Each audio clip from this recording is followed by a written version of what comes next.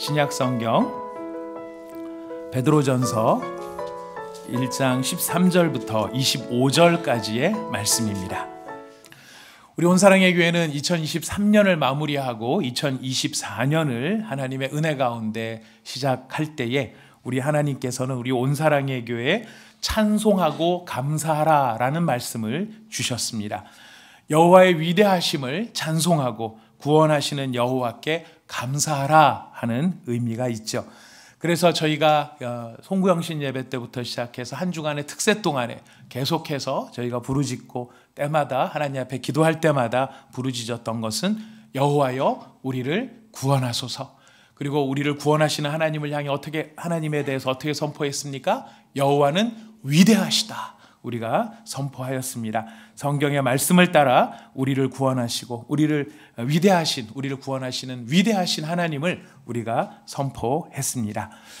우리를 구원하시는 하나님의 이 위대하신 하나님의 권능은 가장 결정적으로 모든 것을 압축해서 가장 영향력 있게 가장 파워풀하게 우리에게 주어진 것이 무엇일까요? 바로 십자가입니다. 위대하신 하나님께서 우리를 구원하시기 위해 베푸신 가장 놀라운 그리고 가장 정수라고 말할 수 있는 그것이 바로 십자가 예수님이신 것입니다. 자신의 아들을 내어놓으시기까지 우리를 사랑하시는 위대한 사랑의 아버지 하나님이시고요. 자신의 목숨을 내어놓으시기까지 위대한 사랑을 베푸신 성자 예수님. 바로 이 놀라운 사랑, 다른 것과 비교할 수 없는 가장 결정적인 사랑을 베푸시는 바로 위대하신 하나님, 바로 그 하나님이 십자가 예수를 통해 우리를 마침내 구원하셨습니다. 그래서 우리는 십자가를 볼 때마다 무엇을 생각할 수 있습니까? 어떻게 부르짖을 수 있습니까? 여호와여 우리를 구원하소서. 여호와는 위대하시다. 이거를 우리는 십자가를 붙잡을 때마다, 십자가를 붙들 때마다, 십자가를 마음에 새길 때마다 바로 이러한 놀라운 선언을 우리가 하게 되는 것입니다.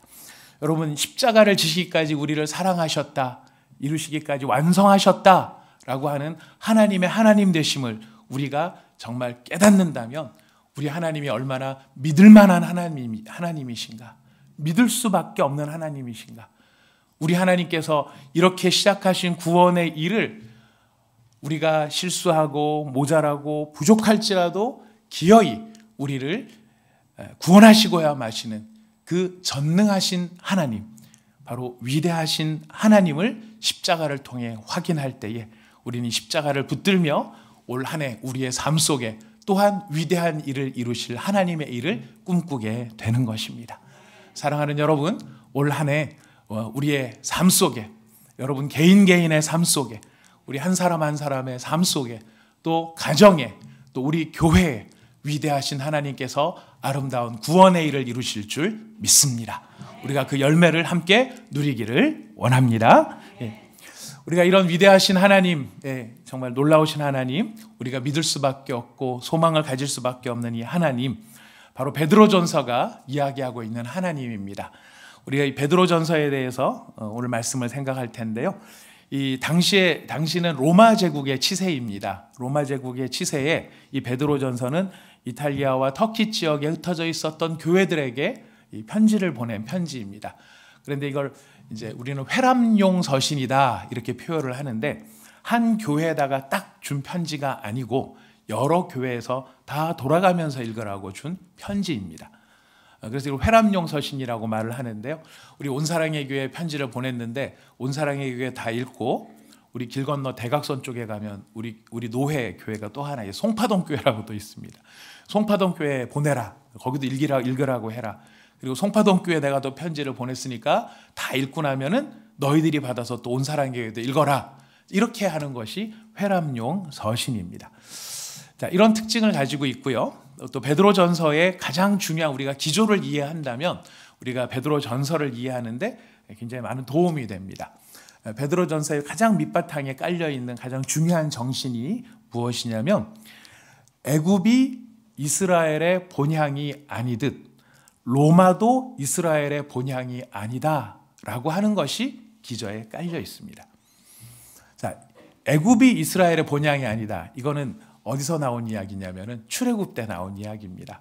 이스라엘 백성들이 전부 한 사람도 예외 없이 몽땅 다 어디에 가 있습니까? 애굽에 가 있는 거예요. 몇 사람은 저기 팔레스타인 지역에 살고 다수가 거기 가 있는 게 아니고 야곱과 그 가족들이 몽땅 짐 싸가지고 불을 질렀는지 안 질렀는지는 모르겠습니다만 하여튼 하나도 안 남겨놓고 몽땅 짐을 싸서 애굽으로 내려가서 거기서 이제 모든 민족이 다 모여서 살고 있는, 하지만 안타깝게도 그들의 신분은 노예로서 살고 있는 상황이었습니다. 그렇기 때문에 비록 이스라엘 민족이 거기 애굽에 다 살고 있긴 하지만 애굽은 그들의 본향이 될 수 없었던 것이죠. 그래서 나와야만 했습니다. 가나안 땅으로 나가야만 했습니다. 마찬가지로 지금 이 베드로전서를 쓰고 있는 초대교회 당시의 이스라엘, 그 이스라엘이 로마 안에 살고 있지만 로마가 세계 초강대국이고 모든 것을 누릴 수 있는 가장 좋은 것이고 뭐 이런 것일지는 몰라도 여전히 그 로마는 이스라엘의 본향이 될 수 없었다는 것입니다. 그럼 이스라엘의 본향은 아니라고 쳐도 그럼 이게 우리한테 무슨 상관이 있는가 우리가 생각해 보지 않을 수가 없죠. 뭐 이스라엘은 민족적으로 혈통적으로 그러니까 그렇다고 쳐. 근데 지금 21세기를 살아가고 있는 우리 대한민국에 내가 지금 이 말씀이랑 무슨 상관이 있는가 생각을 할 수밖에 없습니다. 예, 상관이 있습니다. 어떤 상관이 있느냐면요, 이스라엘이라고 했었을 때 그 이스라엘은 두 가지 의미가 있습니다. 혈통으로서의 이스라엘이 있고 참 믿음의 족속으로서의 참 이스라엘이 있습니다. 둘 다 정점에는 아브라함이 있습니다. 아브라함의 혈통을 따라 내려간 사람들은 유대민족이죠. 하지만 아브라함의 믿음을 따라 내려간 사람은 참 이스라엘이라고 불리워지는 바로 우리들을 의미합니다. 혈통이 같은 사람은 유대민족으로 이야기를 할 수 있겠지만 우리가 아브라함을 우리의 조상이다라고 말할 수 있는 것, 이게 말씀을 드린 많은 분들이 좀 우리가 처음 신앙생활에 아직 익숙하지 않거나 성경의 내용이 익숙하지 않으면 우리 조상은 틀림없이 다른데, 예, 우리 곰 쪽이라 그랬는데 뭐 이렇게 생각을 할 수 있을지 모르겠습니다. 예, 아니고요. 우리가 아브라함을 우리의 조상이라고 말할 수 있는 것은 다른 조상이 아니라 믿음의 조상인 것입니다. 아브라함과 혈통이 같으면 유대인이고요. 아브라함과 믿음이 같으면은 영적 이스라엘이 되는 것입니다. 그래서 우리는 아브라함이 믿었던 하나님, 아브라함에게 자신을 나타내셨던 바로 그 하나님이 우리에게도 자신을 나타내셔서 우리도 그 하나님을 믿게 하셨기 때문에 우리와 아브라함은 같은 믿음을 가지고 있는 것이죠. 그래서 이 이스라엘이라는 말을 쓸 때는 우리가 영적인 의미에서 우리에게 주시는 말인 것을 우리는 기억할 수 있습니다. 애굽이 이스라엘의 본향이 아니듯, 로마가 이스라엘의 본향이 아니듯, 대한민국이 우리의 본향이 될 수 없다라는 것이죠. 서울이 우리의 본향이 될 수 없다라는 것입니다. 아무리 좋아도 미국이 우리의 본향이 될 수 없다라는 것입니다. 그럼 우리의 본향은 어디에 있는 것일까요? 본향은 어디에 있는 것일까요? 영적 이스라엘이 된 우리에게 우리의 본향은 하늘에 있다라고 이야기하는데 왜 하늘에 있다라고 말을 하는 걸까요? 하늘에 계신 하나님이 우리에게 뭐가 되시죠? 아버지가 되십니다. 본향은 어디를 말하냐면 아버지가 계신 곳이 본향이에요. 아버지가 계신 곳이 본향이에요. 그래서 아버지께로 가야 하기 때문에 그 아버지께로 가야 할 그곳이 우리의 본향인 거예요. 근데 그 하나님 아버지가 지금 어디에 계시냐면 우주적으로 저기 파란 하늘에 계신 게 아니고 이 세상, 물리적인 세상과는 다른, 물리적인 양상과는 다른 영적인 차원에서 계신 분이시다라는 의미에서 하늘에 계신다라고 표현하는데, 바로 우리의 하나님 아버지는 하늘에 계시기 때문에 우리의 본향이 어디에 있다고 말을 하는 것입니까? 하늘에 있다고 말을 하는 것입니다. 우리 히브리서 11장 16절을 한번 읽어봅시다. 히브리서 11장 16절 시작. 그들이 이제는 더 나은 본향을 사모하니 이러므로 하나님이 그들의 하나님이라 일컬음을 받으심을 부끄러워하지 아니하시고 그들을 위하여 한 성을 예비하셨느니라. 아멘. 우리가 다시 한번 기억하십시오. 우리의 본향이 이 땅이 아니라 하늘이 된 것은 우리의 아버지가 바뀌었기 때문입니다. 우리 육신의 부모님의 문제가 아니고요. 주 예수님의 십자가의 고통과 고난을 통해 우리를 당신의 자녀로 해산하셨습니다. 예수님의 십자가의 고난을 통해 우리를 당신의 자녀로 해산하신 것이죠. 해산하심으로 우리에게 아버지가 되어 주셨습니다. 그리고 그 하나님 아버지께서 하늘에 계시니 우리가 장차 가야 될 곳이 어디예요? 하늘에 가는데 하늘에 왜 가요? 우리가 그거를 확실히 하자는 겁니다. 제가 드리는 말씀이 하늘에 가는데 하늘에 거기 왜 갑니까? 우리가 거기에 아버지가 계시니까. 중요한 건 그거예요. 하늘이 중요한 게 아니고 아버지가 중요한 거죠. 아버지가 거기 계시니까. 우리가 그렇기 때문에 우리가 이 땅을 살아가는 동안에도 바로 그 아버지를, 그 하나님을 늘 마음에 생각하고 염두에 두고 그 아버지를 의식하며 아버지와 동행하는 삶이 우리에게 필요한 것입니다. 바로 이렇게 이제 우리는 하늘에 소망을 둔 사람으로 살아가게 되었습니다. 바로 그렇다면 하늘에 소망을 둔 사람으로 살아간다면 그게 과연 이 시대 지금 나한테 무엇을 의미하는가? 뭐를 이야기하려고 하나님 아버지께 소망이 있다고 이야기를 하는가? 왜 그럴까요? 우리는 하늘의 이중적인 위치에 놓여 있습니다. 가야 될 곳은 하늘이고 본향도 하늘인데 사는 거는 여기 살아요. 여기에 살면은 어떤 규칙을 따라서 이 땅을 살아가야 되는 걸까요? 이 땅을 살아갈 때 이 땅의 규칙이 있고 이 땅에 있지만은 속하기는 하늘에 속해 있어요. 그럼 어떤 규칙을 따라가야 될까요? 둘 다요. 이제 이렇게 나갈 수도 있죠. 네, 둘 다요. 이렇게 합니다. 하긴 합니다. 이 땅에 사는 동안에 이 땅의 룰을 무시할 수는 없습니다. 미국 시민이 우리나라 땅에 와서 살아도 기본적으로 지켜야 될, 그럼 매너들은 다 지켜야 되죠. 룰이 있습니다. 대한민국에 룰이 있습니다. 하지만 미국 시민이 잘못을 하게 되면은 누가 득달같이 와가지고 여기에 이야기를 합니까? 미국 영사가 와가지고 막 이야기를 해요. 왜? 미국 시민이니까. 미국 시민이라고. 이중적이라는 거예요. 우리가 비록 이 땅에 살아가면서 이 땅에서 필요한 삶들을 다 영위하면서 살 수밖에 없어요. 그러나 그럼에도 불구하고 우리가 간직하고 지켜야 될 궁극적인 원칙은 하늘의 원칙을 가지고 살아가야 된다는 것입니다. 바로 그 하늘의 원칙, 성도의 삶에 필요한 하늘의 원칙, 오늘 우리가 읽은 베드로 전서는 바로 그 원칙에 대하여서 우리에게 이야기를 해줍니다. 근데 가만히 생각을 해보면 참 이 말이 무심하기도 하고 또 참 대단하기도 하다라는 생각이 듭니다. 왜냐하면 이 편지를 받고 있었을 당시에 초대교회의 양상은 순교와 핍박과 환난, 피와 땀과 눈물로 얼룩져 있는 고난의 현장들이었거든요. 고난의 현장에서 그냥 이 막 어려움 속에서 살아가야 되는 이런 상황에 무슨 믿음의 원칙, 삶의 원칙 이런 얘기를 한다는 것이 굉장히 배부른 소리처럼 들릴 수도 있고, 아니 지금 버티는 것만 해도 힘든데 무슨 원칙이야, 왜 이렇게 빡빡해, 이렇게 말할 수 있을지도 모르겠습니다.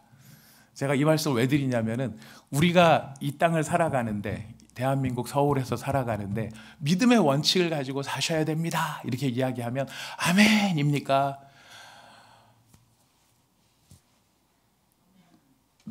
입니까? 네, 그런 생각이 듭니까? 우리는 생각이 복잡해질 수가 있다라는 거죠. 믿음대로 이 세상을 어떻게 살아요? 믿음대로 살면 못 살아요. 이런 이야기가 우리 가운데 들릴 수 있다는 거예요. 자, 그러나 여러분, 어려울수록에 중요한 게 뭘까요? 원칙이에요.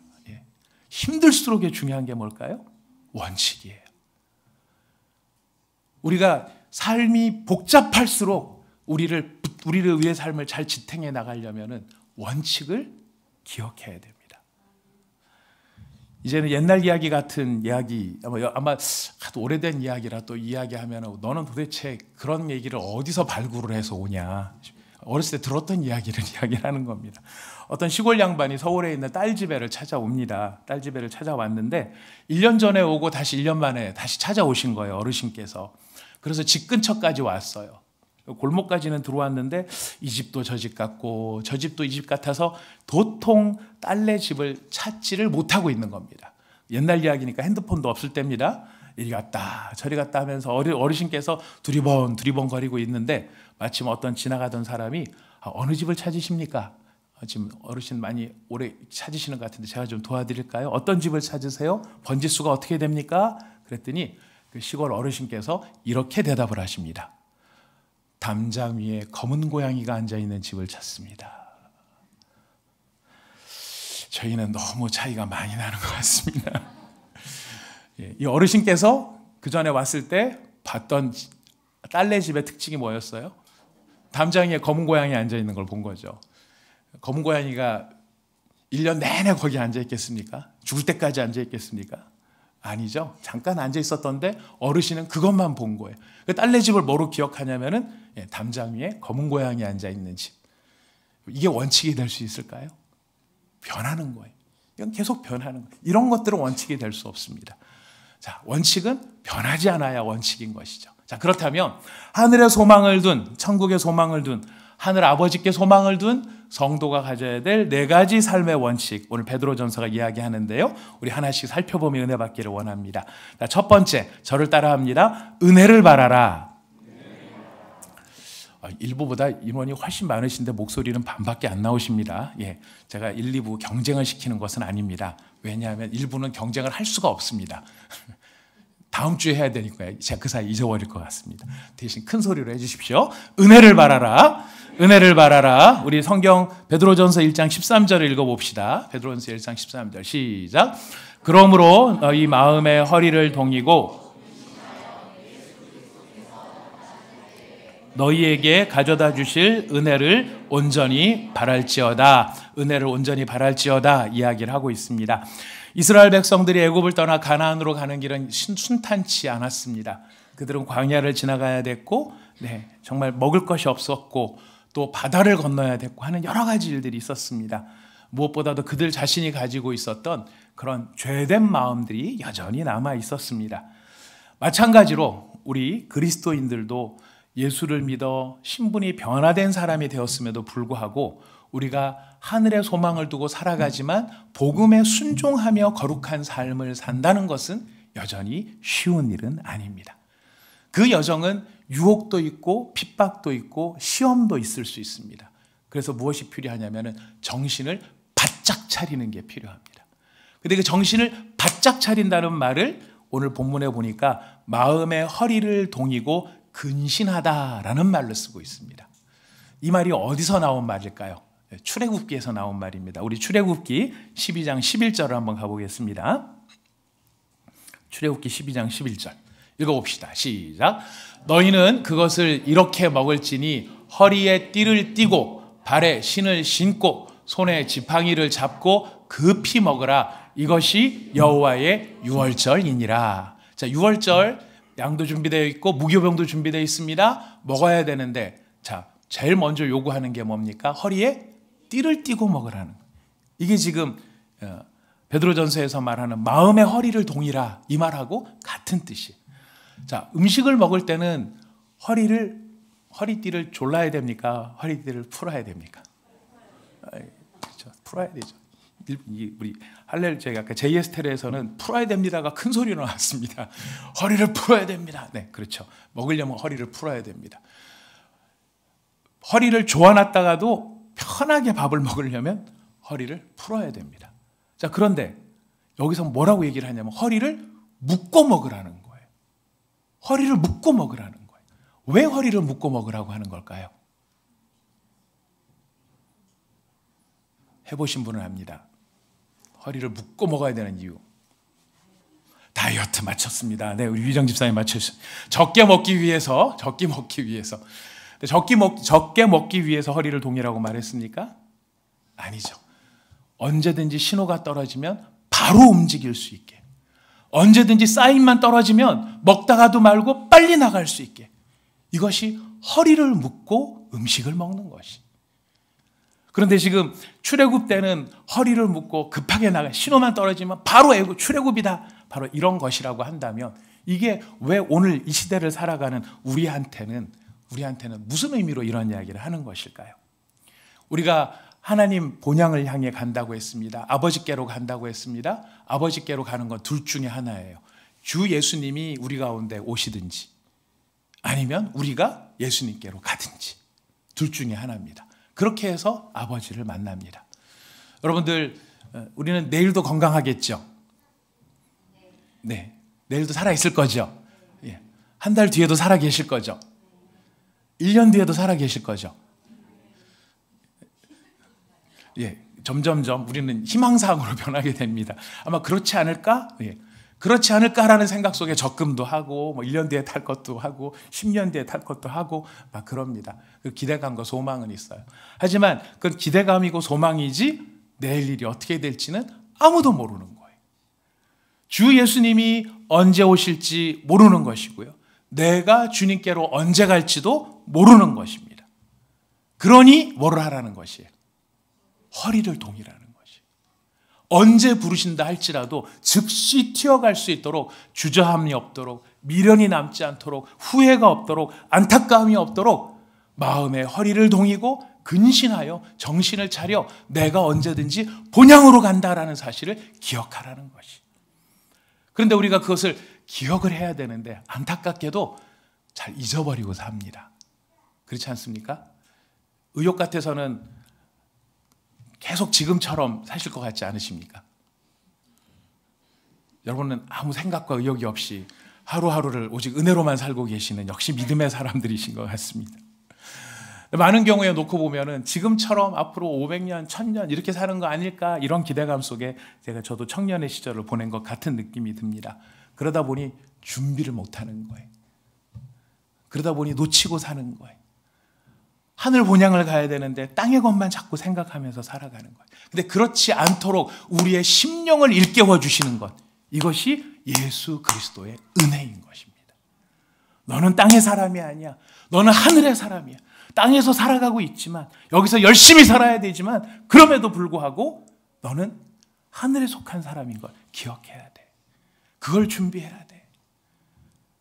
바로 그런 은혜가 우리에게 있을 수 있도록 은혜를 바라라 이야기를 하시는 것입니다. 두 번째 원칙은 무엇일까요? 저를 따라서 하십니다. 모든 행실에 거룩한 자가 되라. 모든 행실에 거룩한 자가 되라. 예. 모든 행실에 거룩한 자가 되라는 것은 거룩하신 하나님 앞에서 거룩한 자로 살아야 한다라는 것입니다. 우리의 본향이 하늘에 있고 하나님 아버지를 닮아가야 되는데 이렇게 닮아가기 위해서는 자녀가 어떤 삶의 방식을 따라야 되느냐? 하나님께 순종함으로 거룩한 자로 살아야 된다는 거예요. 근데 거룩하다라고 하는 말은 구별되다, 우리가 잘 아는 거예요. 거룩하다는 구별되다라고 하는 말인데 왜 자꾸 구별된 삶을 살라고 이야기를 하는가? 사실 그 전에 아버지랑 지금 아버지가 바뀌었어요. 저 얘기를 오늘 설교를 준비하면서 아버지가 셋이나 되네. 육신의 아버지, 이전 아버지, 새 아버지 세 분이나 되는데요. 어려운 것이 아니죠. 이전 아버지는 누구냐면 누구겠어요? 예수님이 바리새인들하고 대화를 하면서 이야기를 합니다. 바리새인들이 하도 거짓말을 잘하고 그들이 죄를 이게 간사한 사람들이 되다 보니까 바리새인들을 책망을 하시죠. 뭐라고 책망하냐면 너희들 다 거짓말쟁이인데 너희들이 거짓말쟁이는 왜 거짓말쟁이냐면 네 애비가 거짓말장이라서 그렇다라고 얘기를 해요. 네 애비가 누구니까? 바리새인들한테 사탄이라고 얘기하는 거야. 너희 애비가 사탄이다. 너희들이 거짓말하는 이유는 뭐냐면 너희 아빠를 닮아서 그런 거다. 예수님께서 거룩하라라고 하는 건 다른 뜻이 아니라 이전에 너희의 아버지가 사탄이었기 때문에 사탄은 땅의 일을 생각하고 죄악을 생각하고 거짓말하고 탐욕과 또 자기의 목표를 위해서라면 수단 방법을 가리지 않는 그런 악당으로 살았기 때문에 온통 너희들의 관심을 그런 쪽에다가 쏟게 만들었다. 자존심을 위해 살게 만들고 탐욕을 위해 살게 만들고 더 많은 것을 누리려고 하고 성적인 욕망, 물질적인 향유, 다른 사람의 재물을 탐내는 탐심까지 온통 다 그것이 너희 아비를 닮았던 모습이었다. 그런데 하늘의 하나님을 너희 아버지로 모시고 있으면서 옛날 아버지 모시듯이 똑같이 살아간다면 그것이 합당하겠느냐? 그것을 물어보시는 것입니다. 사랑하는 여러분, 하나님이 우리한테 거룩한 자가 되라 그랬을 때 이 거룩하다라는 것은 다른 것을 요구하는 것이 아닙니다. 여러분, 우리 거룩해지기를 원하시죠? 네, 일단 거룩해지셔야 됩니다. 싫든 좋든 해주셔야 됩니다. 근데 거룩해지라 그러면 무슨 생각이 떠오르세요? 뭐 어떻게 하는 게 거룩한 거라고 생각을 하세요? 하여튼 험한 말 안 하고, 그죠? 예, 주일 예배 안 빼먹고, 예, 헌금 잘하고, 이게 거룩한 생활이라고 합니다. 맞습니다. 그게 포함이 되어 있습니다.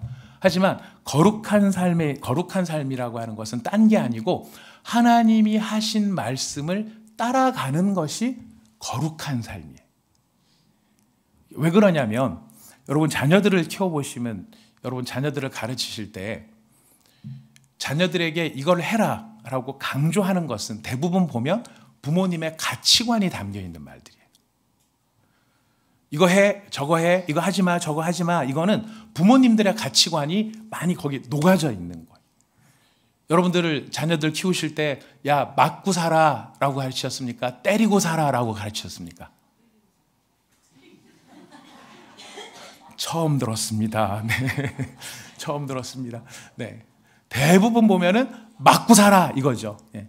차라리 맞는 놈은 발 뻗고 자도 때린 놈은 발 오그리고 잔다. 맞고 살아라 이런 얘기를 많이 하셨을 것입니다.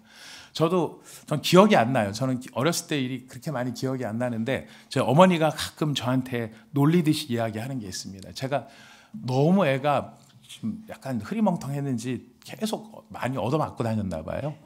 맞기도 잘 맞고 댕기고 또 울기도 되게 많이 울고 한 번은 어머니가 나가보니까 애가 막 울고 있더래요. 그래서 너 왜 우냐 그랬더니 제가 쳐다봐 그러고 울고 있더래요. 그래서 저희 어머님이 저를 가끔 보시면서 쟤는 쳐다만 봐도 우는 애였다 막 이제 이런 이야기를 하실 때가 있어요. 얼마나 속상하셨으면 어느 순간인가 그런 얘기를 하시더라고요. 야, 내가 다 물어줄 테니까 너도 한번 때리고 와봐. 맨날 터지고만 다니지 말고 때리고 와봐. 여러분 그게 진심이셨겠습니까? 예. 두 분 계시네요. 네, 두 분. 네. 닮으신 두 분이 계시네요. 대부분의 부모님들은 어쨌든 차라리 맞고 살아라 얘기를 하세요. 이게 무슨 어떤 뜻이겠습니까? 그렇다고 자식이 맞는 거를 즐거워하는 건 아니겠죠. 남한테 피해 주지 말아라 이런 가치관이 담겨 있는 것입니다. 식습관도 마찬가지예요. 밤 남기지 말아라. 음식 먹을 때는 반찬 투정하지 말아라. 굉장히 사소해 보이는 것 같지만 거기에는 부모님의 정서와 신념과 가치관이 담겨 있어요. 거짓말하지 말아라. 어떤 경우에도 넌 거짓말하지 말아라. 이런 가르침들이 담겨 있어요. 자녀가 그 말을 따라가다가 보면 어느 순간에 그 자녀가 누구를 닮아 있게 되죠? 부모님을 닮아 있게 되거든요. 하나님이 우리에게 말씀을 주실 때는 하나님하고 상관없는 말씀을 우리에게 주신 게 아니라 그 말씀에는 하나님의 심성이 녹아져 있고 그 말씀에는 하나님의 가치관이 녹아져 있는 거예요. 하나님이 무엇을 중요하게 생각하는지 하나님이 무엇을 소중하게 생각하시는지가 거기에 담겨 있는 거예요. 그래서 우리가 거룩한 삶이라는 것은 다르게 막 어디 가서 찾아야 되는 게 아니고 성경에 쓰여져 있는 하나님의 말씀을 그대로 말씀대로 따라가는 것 자체가 바로 거룩한 삶. 하나님이 보셨을 때 하나님을 닮아가는 삶이 될 수 있다라는 것입니다.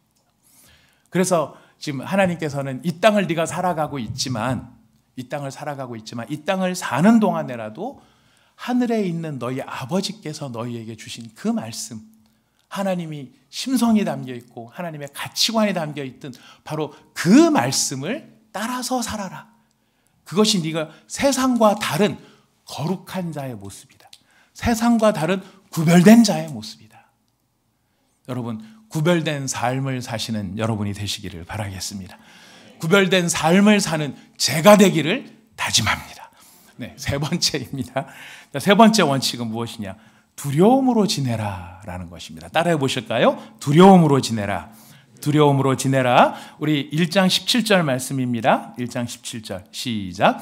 외모로 보시지 않고 각 사람의 행위대로 심판하시는 이를 너희가 아버지라 부른즉 너희가 나그네로 있을 때를 두려움으로 지내라. 예. 성경은 두려워하지 말아라 이런 말씀도 많은데 뭐 또 이건 또 반대로 두려워하라 그래? 네. 뭐를 두려워하라고 하는 것일까요? 이 땅을 사는 동안에 거룩한 자로 살지 못할까? 그것을 두려워해야 한다는 것입니다.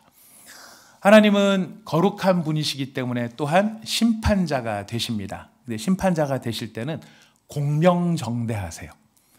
그래서 오늘 읽은 본문에 보니까 사람을 외모로 판단하지 않는다 그러십니다. 외모로 판단하지 않는다는 게 무엇일까요? 누구도 차별하지 않으신다는 거예요. 누구도 차별하지 않으신다. 이스라엘이라 그래서 봐주고 이방인이라서 안 봐주고 남자라서 봐주고 여자라서 안 봐주고 이러지 않으신다는 거예요. 차별이 없고 공평하게 보신다는 거예요. 이게 무슨 말일까요? 우리가 하나님을 아버지라고 부르죠. 하지만 우리가 하나님을 아버지라고 부른다고 해서 거룩에 관한 문제에 순종해야 할 의무가 사라지는 것이 아니라는 것입니다. 너무 멋진 말이라 금방 안 하다 하시나요? 다시 한번요.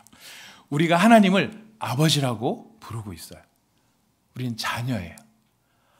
하나님의 자녀라고 해서 거룩함을 요구하는, 거룩함에 순종해야 될 의무에서 면제되는 것은 아니라는 것이. 오히려 자녀이기 때문에 더 순종해야 될 의무가 생긴다는 것입니다. 그 순종해야 될 의무에 관한 한 우리가 바르게 할 수 있도록 두려운 마음을 가져야 된다는 것이. 이 공명정대, 차별이 없다. 제가 이거를 묵상을 하다가 이런 생각이 떠올랐습니다. 여러분 아마 홍수환 선수를 아십니까? 네, 아시는 분들이 우리 청년부 홍수환 복싱 선수. 네. 같은 세대입니다. 네. 네, 같은 세대입니다.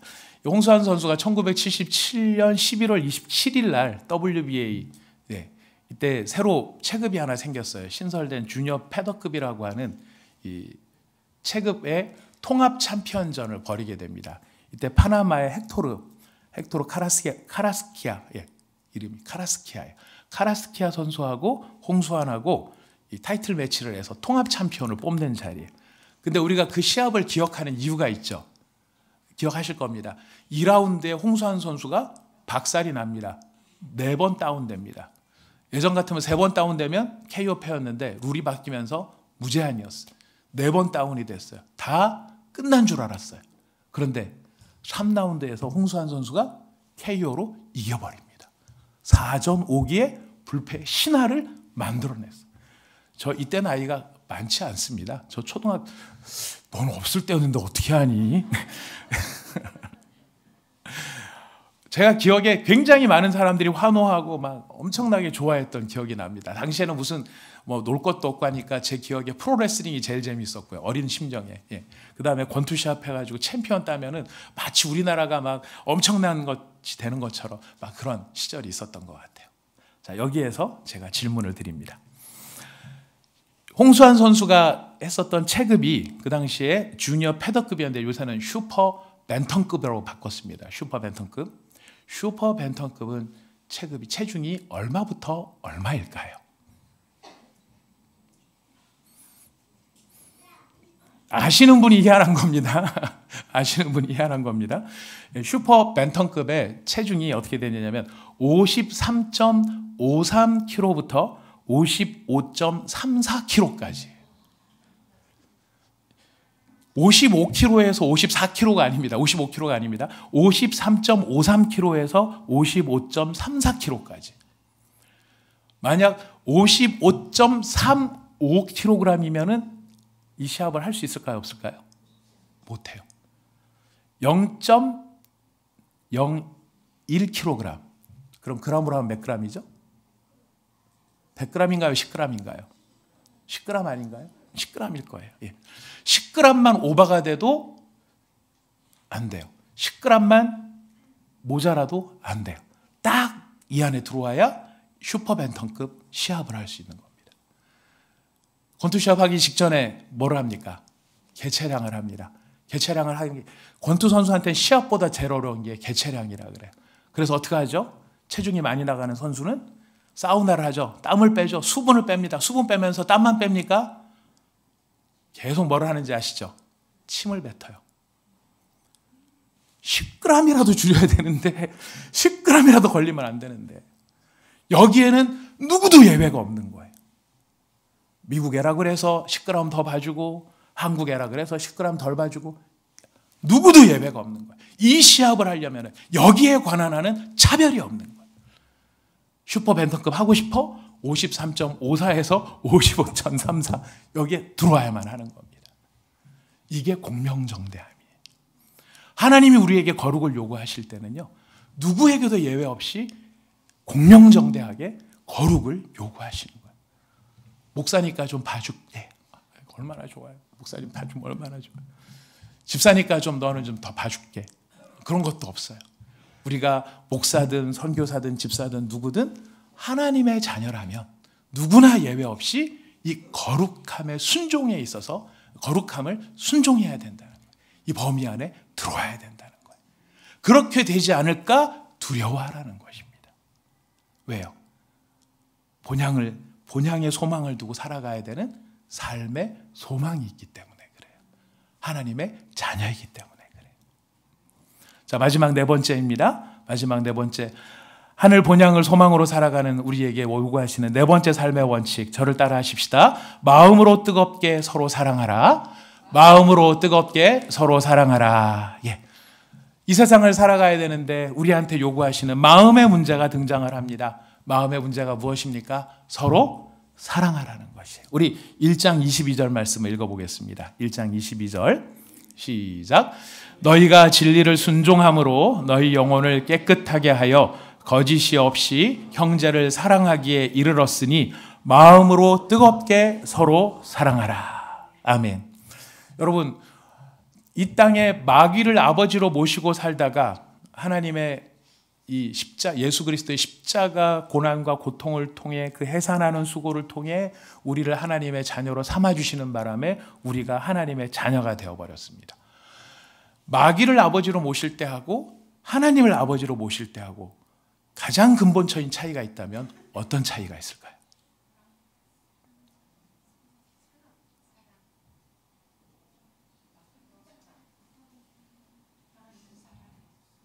네. 자신감을 가지고 말씀해 주시기를 바라겠습니다. 우리는 무엇을 할 수 있는 어떤 요소가 우리 안에 생기기 시작했느냐면 사랑의 요소가 생기기 시작했다라는 거예요. 우리가 하나님의 자녀가 되고 아까 우리가 그 교도문 시간에 읽었습니다. 누구든지 그리스도 예수 안에 있는 자는 새로운 피조물이 되었다고 했죠. 새 것이 되었다. 새 것이 되었다. 보라 새 것이 되었다. 어떤 새 것이 되었습니까? 우리가 달라진 게 뭡니까? 두 가지입니다. 하나는 우리가 새 것이 잠깐 좀 정리를 하겠습니다. 새 것이 되어도 새 것이 되었다고 하는데 우리가 새 것이 된 것 같이 못 느끼는 이유는 뭐죠? 여전히 우리가 죄를 짓는 습성이 있는 걸 보면서 나는 달라졌다는데 왜 달라진 게 없지? 난 여전히 똑같은가? 구원 못 받은 게 아닌가? 이 생각이 들어요. 그래서 우리는 나 혹시 안 바뀐 거 아닐까 생각이 들어요? 아니요. 바뀐 거 맞습니다. 근데 뭐가 달라졌느냐? 죄를 짓는 습성은 있는데 우리 안에 하나가 첨가가 됐어요. 뭐가 첨가가 됐느냐면 하나님을 아는 감각이 첨가가 된 거예요. 예전에는 하나님을 의식 못하고 죄를 지었는데 새로운 피조물이 된다면은 죄를 지어도 누구를 의식을 하는 사람이 됐냐면 하나님을 의식하는 사람이 된 거예요. 이게 달라진 거예요. 여전히 우리는 성화의 단계, 거룩해져야 되는 단계에 있기 때문에 죄의 습성이 여전히 우리를 지배할 때가 있습니다. 많습니다. 하지만 죄가 우리를 지배한다는 것, 그게 중요한 게 아니고 진짜 중요한 건 뭐냐면 우리 안에 누구를 생각하는 마음이 생겼다? 하나님을 생각하는 마음이 생겼다. 하나님을 생각하는 마음이 생기니까 주일날 피치 못해서 교회를 못 나와도 여러분 마음이 편하세요? 불편하세요? 불편하죠. 왜 불편하시죠? 하나님을 의식하니까. 그러면 여러분 변한 겁니다. 마음에 막 시기심이 생기고 미움이 생기고 주여 이런 거 다 없어졌으면 좋겠는데 옛날에는 달라진 게 뭐냐면 시기심이 생기고 미움이 생겼는데 그 당시에는 이런 것이 정당했어요. 저 인간이 저럴만 하니까 내가 저러지 라고 생각했어요. 우리가 화를 낼 수 있어요? 폭발할 수 있어요? 옛날에는 화 폭발하면 저 인간이 저럴 만하니까 저러지. 자, 그러나 예수 믿고 난 다음에 어떻게 바뀝니까? 화가 퍽 폭발할 때는 폭발해요? 안 할 수는 없습니다. 폭발이 펑 되는데 그 다음에 우리 반응이 무엇입니까? 쫙 가라앉고 나면 하나님 죄송해요. 이게 우리한테 찾아오더라는 거예요. 왜요? 우리가 달라졌기 때문이에요. 그게 달라진 거예요. 그 달라짐 속에 한 가지가 첨가가 됐는데 바로 사랑이 첨가되기 시작을 하는 거예요. 그래서 우리는 부족해요. 우리의 사랑은 모자라고 또 부족하고 또 이기적인 사랑이기도 하고 어떤 때는 뭐 사랑을 베풀면서도 뭐 안 주나 이렇게 기브 앤 테이크로 생각할 때도 있고 모자람이 있어요. 모자랄지라도요. 그럼에도 불구하고 달라진 건 뭐냐면 그런 사랑이라도 주어야 편한 사람이 되었다는 것이. 그런 사랑이라도 베풀어야 편한 사람이 되었다는 거예요. 계속 받기만 하는 게 아니에요. 받는 게 정상이 아니에요. 사랑을 베푸는 사람이 되었다는 거예요. 왜? 우리가 누구의 자녀가 되었으므로? 하나님의 자녀가 되었으므로. 성경은 말합니다. 하나님의 가장 중요한 속성이 무엇입니까? 하나님은 사랑이시라. 하나님은 사랑이시라. 그래서 이 땅을 살아가는 우리에게 요구하는 지금 이 험악한 세상을 살아가는 우리한테 험악한 세상을 살아가지만 본향을 기억을 해야 된다.